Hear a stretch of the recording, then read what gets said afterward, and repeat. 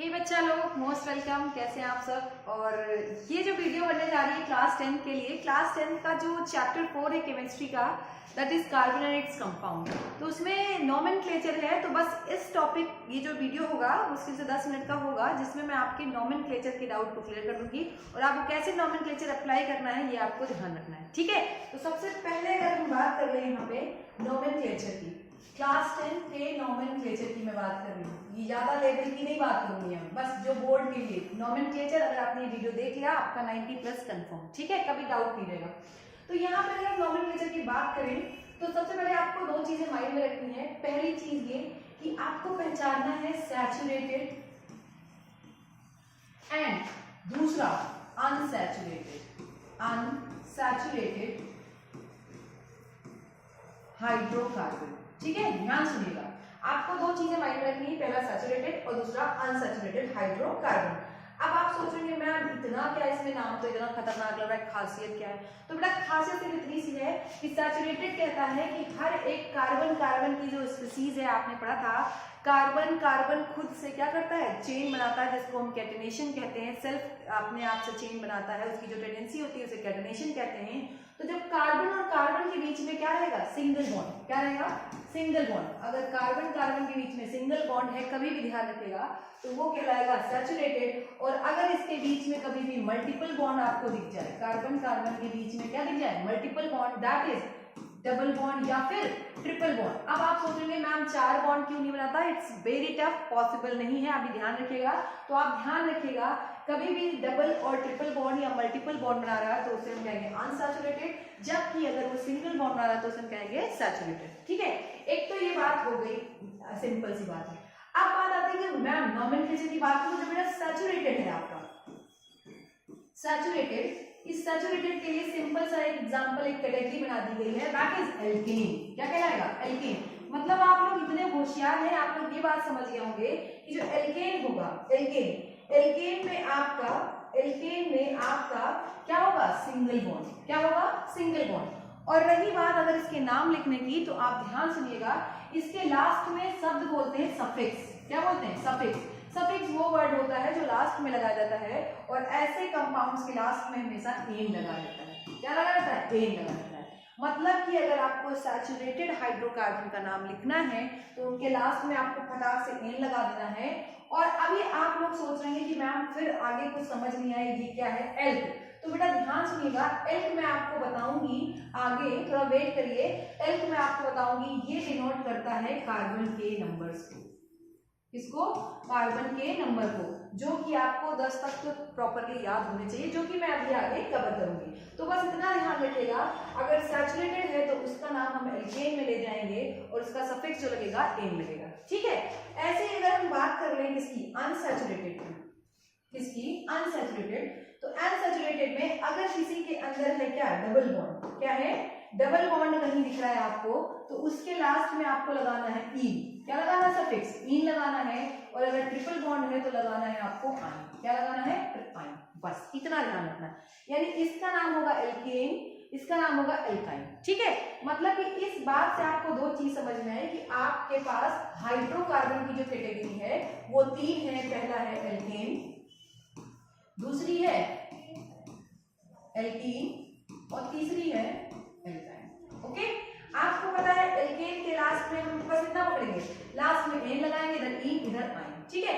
यहाँ एन तब लगेगा जब सिंगल बॉन्ड होगा, इन तब लगेगा जब डबल बॉन्ड होगा, और आइन तब लगेगा जब क्या होगा, ट्रिपल बॉन्ड होगा, ठीक। बस इतनी बात आपको पहले माइंड में सेट करनी है एकदम अच्छे से। इसके बाद मैं पढ़ाऊंगी कुछ फंक्शनल ग्रुप। एग्जाम्पल में चलते हैं सबसे पहले। अगर मैं, अच्छा थोड़ा इधर हिंट में आप लिख लीजिएगा कि जो कार्बन नंबर मैंने आपको बताया था, कार्बन नंबर इधर मैं लिखूंगी और उनका नेम इधर लिखूंगी, इसको आपको अप्लाई करना है। तो कार्बन नंबर अगर 1 है तो इसके लिए हम यूज करते हैं मैथ। क्या यूज करते हैं, मैथ।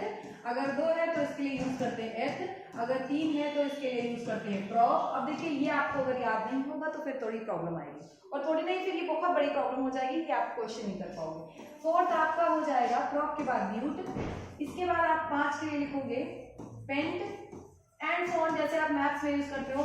6 के लिए हेक्स, 7 के लिए हेप्ट, 8 के लिए ऑक्ट, और 9 के लिए मैं इधर लिख दे रही हूँ, 9 9 के लिए नन और 10 के लिए सॉरी 10 के लिए डेड। ठीक है, ये ध्यान रखिएगा। ओके, ये आपका कार्बन नंबर। अब थोड़ा सा हम चलते हैं यहाँ पे अप्लाई करना सीखते हैं। अप्लाई करें तो यहाँ पे देखिएगा, अगर मैं आपसे बोल दूं एक सिंपल सी बात है कि मेथेन, क्या लिखना है? मेथेन। ठीक, आपको एकदम बेसिकली जान लेना है, कुछ नहीं। मेथ मतलब एक कार्बन, ठीक है, और एन मतलब सिंगल बॉन्ड। अब आती है बात, मैम यहाँ तो एक ही कार्बन है, तो कार्बन कार्बन कैसे बॉन्ड बनाएगा? ये तो पॉसिबल नहीं है, नहीं बनाएगा। जब कोई कार्बन का दोस्त नहीं मिलता है तो कार्बन सबसे ज्यादा पसंद करता है हाइड्रोजन को। किसको? हाइड्रोजन को। तो फटाक से अगर इसके पास कोई नहीं है और कार्बन को अपने चारों बॉन्ड बनाने हैं, 4 वैलेंसीज कार्बन को सेटिस्फाइड करनी है, जब कोई नहीं मिलेगा तो किसको बुलाएगा? हाइड्रोजन को। किसको बुलाएगा? हाइड्रोजन को। तो जरा ध्यान से देखिए, एक कार्बन क्या हो गया? एक कार्बन और चारों तरफ है सिंगल बॉन्ड, भले ही हाइड्रोजन है, तो क्या कहलाएगा आपका? मीथेन। क्या कहलाएगा? मीथेन। ऐसे ही हम बात कर लेते हैं इथेन। अब देखिए यहाँ पे बेचारे कार्बन के पास 2 कार्बन आ गए, मतलब एक कार्बन ये, एक कार्बन ये आ गया ना, हो गया 2 कार्बन। अच्छा, एन लगा था, इसलिए हमने क्या लगाया इनके बीच में? सिंगल बॉन्ड लगाया। क्या लगाया? सिंगल बॉन्ड लगाया। अब फिर वही सेम कहानी, कार्बन को 4 बॉन्ड बना दी है, दोस्ती।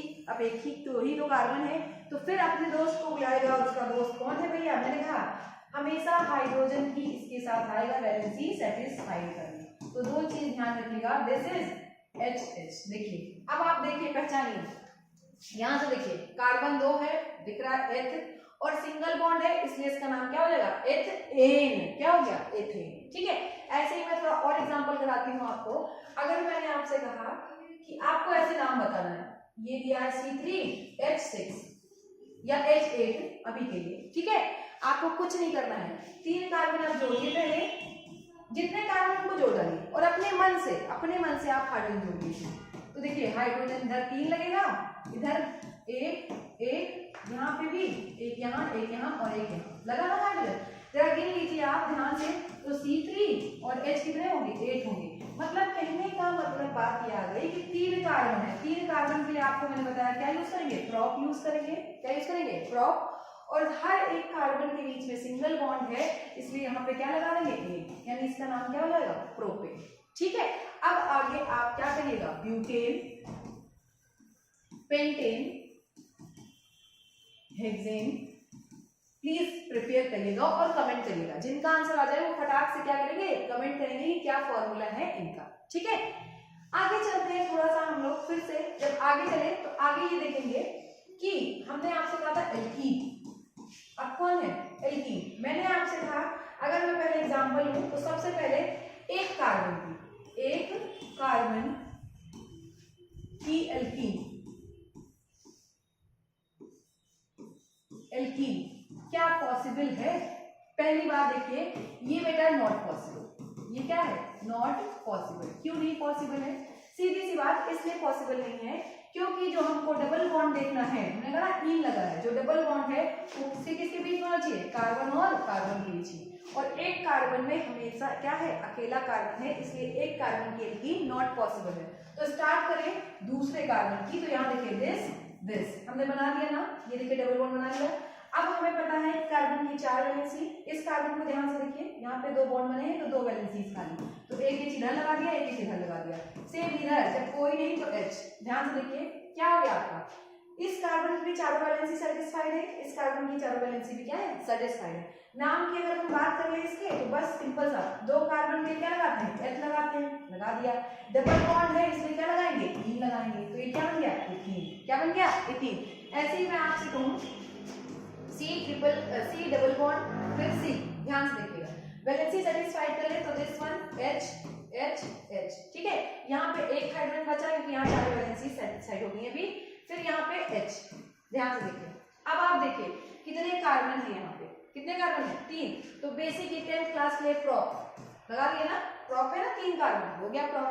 डबल बॉन्ड देखते ही आंख बंद करके क्या लगाना है? प्रोपीन। तो क्या नाम हो गया इसका?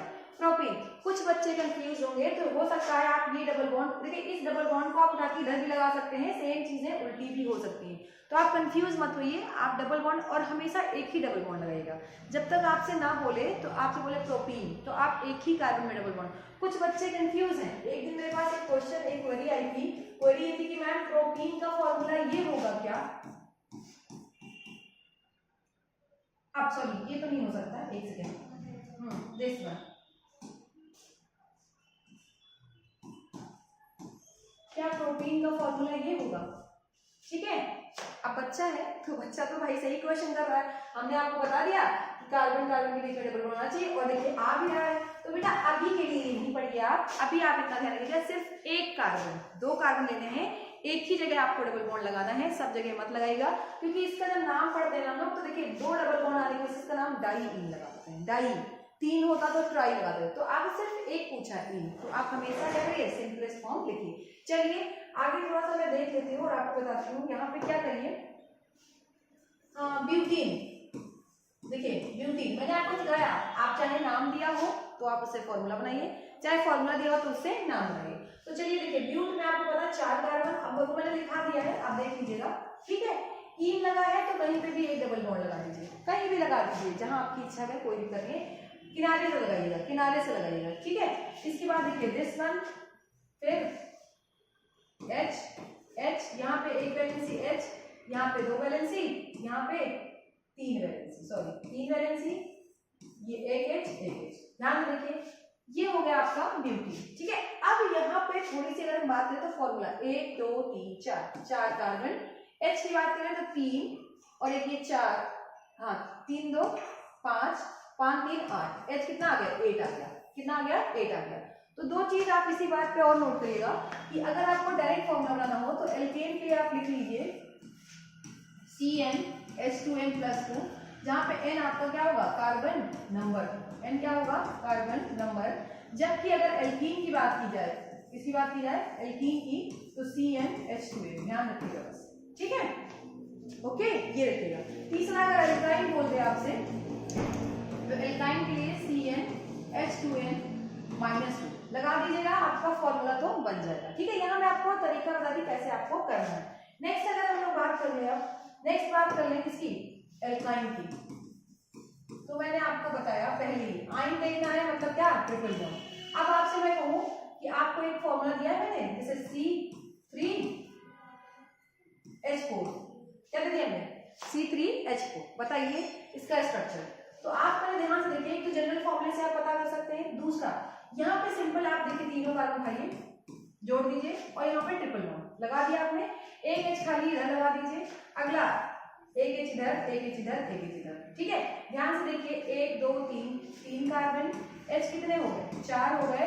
और आपको मैंने अभी बताया था कि ये आपका क्या कार्बन नंबर, देखिए 3 कार्बन के हम यूज करते हैं प्रॉप, क्या यूज करते हैं, प्रॉप, 3 कार्बन के प्रॉप, और आपको पता है ट्रिपल बॉन्ड है इसलिए लग जाएगा आयन, क्या लग जाएगा, आयन, प्रोपाइन, ठीक है।